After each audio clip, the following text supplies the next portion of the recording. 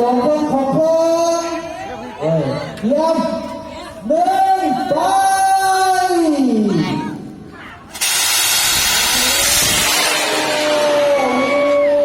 งานดีเป้าสิบุตกวันเข้าวะเนาะผมครูเขาบอกเล่นจนเผาเลยพวกที่แก่จะมาทำเองทีพี่แผนพี่อยากกินทำกินสองแค่เลยต้องมาแค่ที่แก่จะมาทำแข่งคุยทีพี่ไปได้ให้ท่านมาพี่ไปได้มาท่านได้หรอพี่มาเอาไว้เต้นกันเลยไปองค์สายไว้ละเต้นอันนี้ขับบ้านขับรถเลยรุ่นนี้คือสุดยอดจริงๆเลย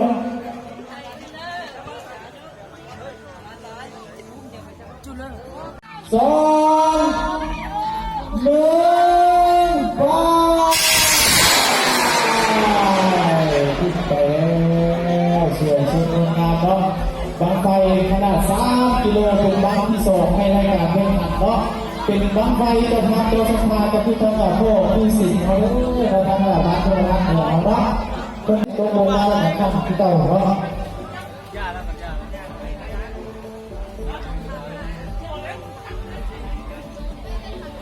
คือไฟรายการให้กันจุดลงไฟรายการ3 กิโลที่เราให้ส่งแบบ4 บังเนาะก็คือว่าอันนี้เป็นบังที่5เนาะเสียแล้วกันผู้ใดเมื่อยืนเมื่อนั่งก็เสียแล้วทั้งหน้าแล้วก็ที่เหลือมีเดียวมีแล้วก็มีเดียวมีน้ำดื่มเกิดได้ผู้ประกาศคอนซูที่งานสั่งเงินเนาะผู้บริหารจัดการกับท่านอาจารย์อุ้ยเฮ้ยบ่อยเขาจืดอยู่มาวันจืดอยู่เดี๋ยวอยู่คนละ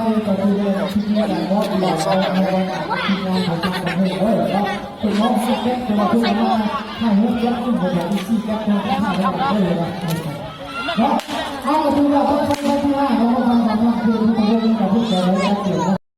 สองตัวแล้วที่ว่าระดับที่2นี่นักไฟระดับที่2ขนาด6 กิโลเป็นนักไฟนอกของรายการนี้เนาะเป็นนักไฟของ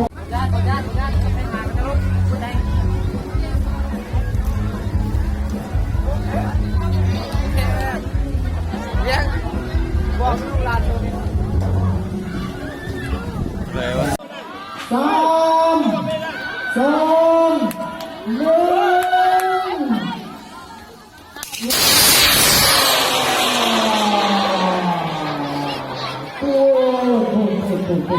พูดการที่เด็กพักแล้วไปพูดนี่เป็นเรื่องว่าพูดเรื่องเสียงนะก็เกี่ยวกับเพราะเราส่งเสียงกันเนาะพอแล้วบ่ที่ทีมงานเนาะคนเขาไม่สัญญาณเนาะเอาเสียงเชิญพวกเราส่งเสียงกันเลยเราติดตามส่งเสียงกันเนาะว่าบางไฟเพื่อนที่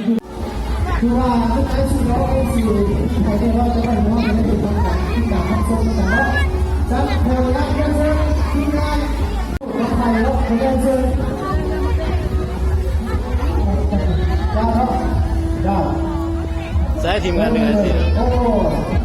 ได้แล้วก็ทีมงานของไอ้ที่โฮมเราทำงานคุณเบียร์ของเราทำงานข้ามเทสวรรค์เอาคนละนี่ไอ้4 ล้อก็จะว่ามาแล้วที่แรกที่ไอ้2 ล้อกันเลยแค่ไหน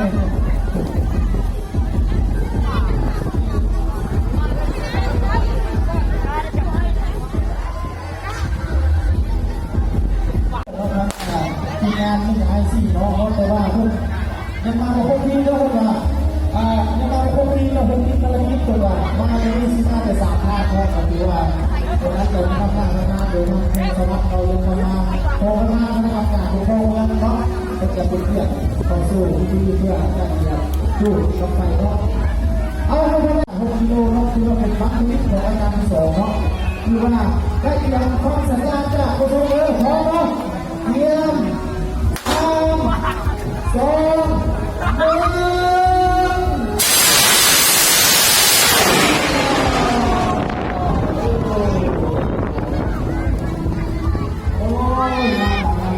ฝากเป็นบังไฟรายการที่2เนาะบังไฟรับที่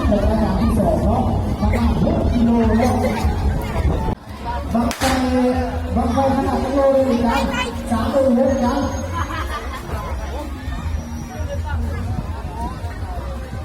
ได้บางกิโลเลยนะ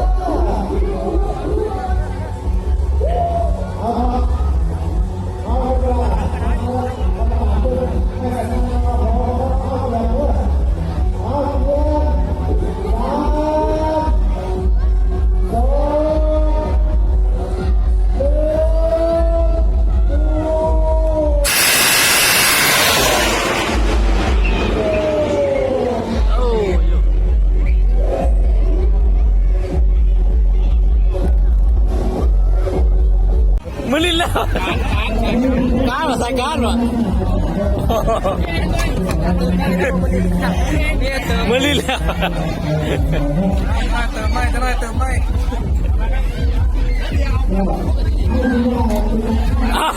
ลูกแล้ววะเนี่ยงานนี่เล็กกว่างานเขามันแก๊ส2แก๊สให้มันบดเตอร์เบียร์เนาะก็ไหนมันกดเมื่อยเนาะเอาไปในกระดาษเนาะขอให้มันใจเนาะมันเนาะมันเป็นบ้านเด็กที่เราทำสู้กันเนาะก็คือว่าให้ได้ทั้งสิ่งกินทานและให้ได้ทั้งความรู้บาดคนฟื้นน้ำกันจำนวน1 บาทเนาะจะต้องบอกวิธีการในการบังไฟของคุณแก่กำลัง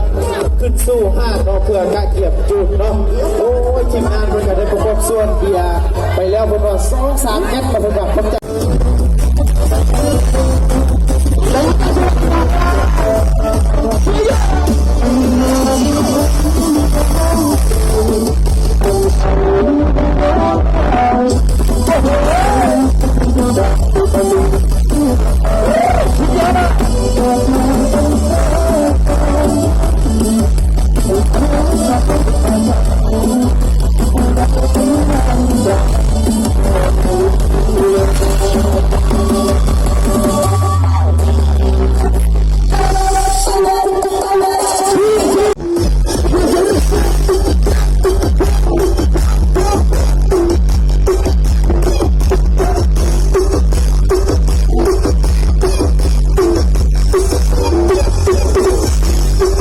Hãy subscribe cho kênh Ghiền Mì Gõ để không bỏ lỡ